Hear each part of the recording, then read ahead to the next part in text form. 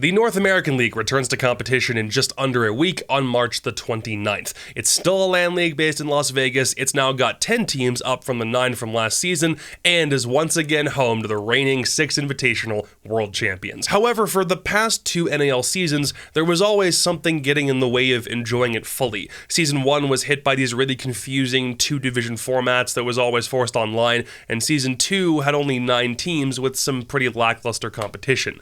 But this is shaping up to be the most complete and fulfilling season of the league we've seen since its inception. So I figured this would be a good preview. For NAL broadcast last year, I did a Power Rankings pre-show segment going through where I thought teams truly ranked in spite of what records or placements might have indicated. Part gut ranking, part backed up by statistics. And this year, why not turn that into content? I don't know if I'm as educated to do the same ranking for EUL teams since I study NA more, but if you're interested in seeing an EU power ranking before they begin on Monday, let me know in the comments and I'll see if I have time. We shall start from number 10 and work our way up. The teams that made super substantial roster moves during the offseason will definitely be towards the bottom, and the ones who stood firm with their squads with less question marks should be closer to the top.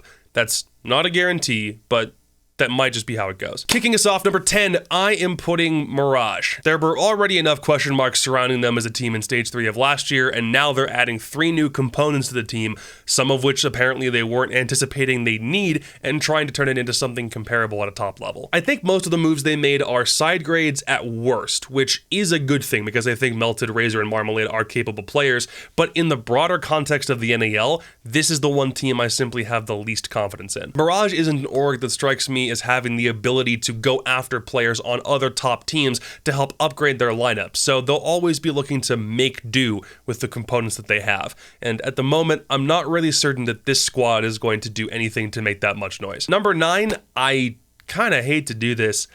I'm giving it to Parabellum. If they'd stuck with the same lineup as the one that won relegations, they'd probably be a lot higher. But that team revolved a lot around Spirits, and not having him makes me considerably less certain of this team anymore. Creators and Wimpy are good players to fill in the spots where Melted and Spirits left, and I'm also happy Wimpy's finally getting a chance to prove his worth at a tier 1 level, but this team may not really be able to advance anywhere, maybe until Blaz comes in for Stage 2. And when you're without a really big part of your success story heading into a new standard of competition, it does sow seeds of doubt. Plus, it's also the team that just qualified from CL last season. There's probably going to be an underdog factor. And as good as that CL run might have been, this is where the big boys play, so I'm going to keep them down here to start the season. Number 8, I'm going to put Astralis. They were already on a downward trajectory anyway in 2022, which is part of the reason they're here. The other being a lack of identity I hope they can clear up early in the season. Callout has a really good mind for the game, and I think he can be super influential for these guys as a coach as opposed to playing as an IGL, but I couldn't tell you who's meant to be their primary entry, and I wonder if they'll keep being as unpredictable on defense as they were last season. I do think the lineup is solid. Like, all of those players are fantastic if they're enabled properly, and the coaching change is also a pretty necessary one, but it's a matter of how all the pieces fit together,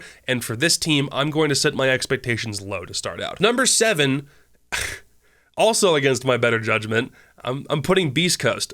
Genuinely considered putting them in dead last because I truly do not see a pattern of long-term success with these guys, but the teams that come into a competition with nothing to lose, just trying to get better, sometimes can prove to be more dangerous than anticipated. I mean, look at Eminem getting out of groups in SI. It might not seem like that big of an accomplishment, but the fact that they still did it is a huge deal. This year's Beast Coast team just feels like the team of rejects, and Surf because he's getting his call up. Slash is part of what is a dying breed of seeing year 1 players still give comp a serious try, and as much as I do want to see players succeed, this formula just seems like it could blow up fast. I'll honestly be impressed if these guys stick it out to Stage 2 with the exact same team, no matter what results they pull in Stage 1, because this feels like it needs to be a long-term project. But in the short term, maybe they can surprise some people. Number 6 is Xset. Joke's on you, I was never thinking of putting this team in dead last to begin with. It's a totally new team, not a single component of the laughingstock squad of yesteryear is left, and everyone on this new team is part of a different notable pedigree. Last year's rookie duo from Oxygen, Parabellum's highlight fragger, a CL duo that stuck it out together for years, and a coach who helped propel MIBR to high standings at SI just last year. It looks like it's a lot of scattered elements, but I think their roles are pretty easy to identify based on previous play, and you'd better believe that Bodega is going to cook up a whole new playbook from scratch. This isn't going to be an MIBR squad that just happens to have a different cohort of NA and Brazilian players. This should hopefully be a brand new thing. What this leads me to believe is they'll be unpredictable at the start, like not world beaters by any means, but we don't really know what we're walking into, and that is the same case for the teams they'll be playing, which should give XSET the highest placement in an NAL stage that the org has ever seen. It's all about establishing their competitive chemistry and actually getting into a groove, and once they do, they could be poised for some pretty big things. Number 5, I'm giving to OXG. That's pretty self-explanatory. It's 2 roster moves that have the potential to change their identity a little bit and might need some figuring out. I think they're hoping that Norris can be a 1-for-1 replacement for Yaga as a young prodigy fragger who can help create a lot of space, but I'm curious about where they insert Dream into that lineup because he can be more than just a support player, and Foxey's already given this team a really good backbone and stability to work from in that position so far this year. Not really certain where they're going to end up in stage 1, so they'll start in 5th place for me, and then they can work their way up from there. Number 4, I'm giving to Dark Zero. They went the same distance that OXG did at the 6th Invitational, but this doesn't feel like the same team that played in the Sweden Major, and for everyone's sake, that's a good thing. NJR and Panbazoo really feel like they're finally hitting their stride, and they're playing with a lot more confidence than they did from a couple of months back.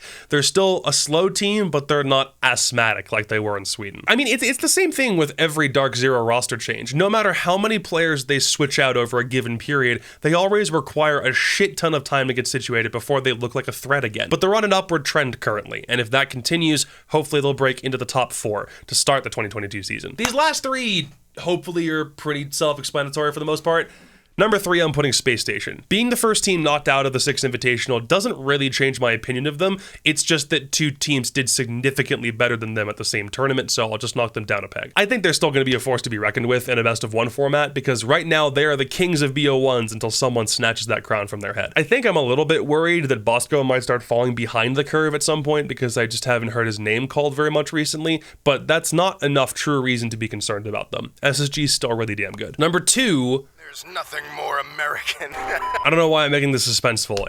It goes to the Sonics. They never had an issue impressing during the North American League, but their play back at the 6th Invitational just cranks that confidence up a ton for me. Like, I've never doubted that this team has what it takes. They were the only team over last year to get top 3 in every single stage, but their attacks focusing on plant prioritization are a lot of fun to track. Kansan's a fucking clutchmeister. Some of the rat spots that Grixer and Yeti pull out in defense make for great viewing, and it works a lot of the time too. That's the best part. I don't know if they're the NAL's villains anymore, so to speak, but if you want to keep rooting against them, I think you're going to be really frustrated this year. And honestly, who else did you think I was going to put at the top of a power ranking like this? I know some people might think it's cheating just to put the world champions at the top just because they won, but I really do think Evil Geniuses look like the best team in the world after that SI win. I mean, beating Penta 3-0 in the finals when Pengu, Fabian, and Goga are in the prime of their careers is an emphatic statement in the NA-EU war right now. And Canadian and NVK are one of the most dangerous fragger combos in the world when they're on fire, and I didn't really have an ending for this joke, I just wanted for a second to make you think you were in an alternate reality. It's TSM. Come on, man. There's not much else to say. It didn't even look like a case where TSM was winning off of a fluke. They genuinely looked like one of the most dominant teams that we've seen for a long time. And they also came out of the gate swinging with a different form of TSM that I do think on some level teams weren't 100% prepared for. You've got Merc in a leadership position. You've got Chala and Geo back on the roles that they were meant to be playing before they made that weird switch up in stage 3. So I think this team is already built fantastically for long-term success. And what we've seen right after 6 Invitationals in the past is that whoever wins usually keeps that streak going for, at minimum, the next 3 months after. It was the case for Space Station when everything got moved online. Same case for NIP, G2. Everyone has gotten a bit of a buff after winning it. So I do think TSM should be able to keep this kind of momentum going. Plus, I just love being able to gloat about the fact that the world champions are back in the region I work in. Just... That said, this is what I'm giving for the initial ranking for 2022. This is not where I think teams are going to finish in stage 1 or really any stage this year. This is where I'm putting them to start with, and then from there, they can rise or fall. It's just one of those things I wanted to clarify because I know a lot of people think this is a prediction.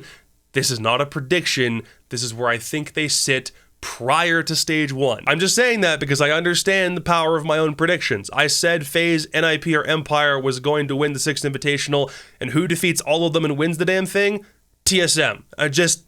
I'm out here playing 5D chess. This is a power ranking, not a prediction.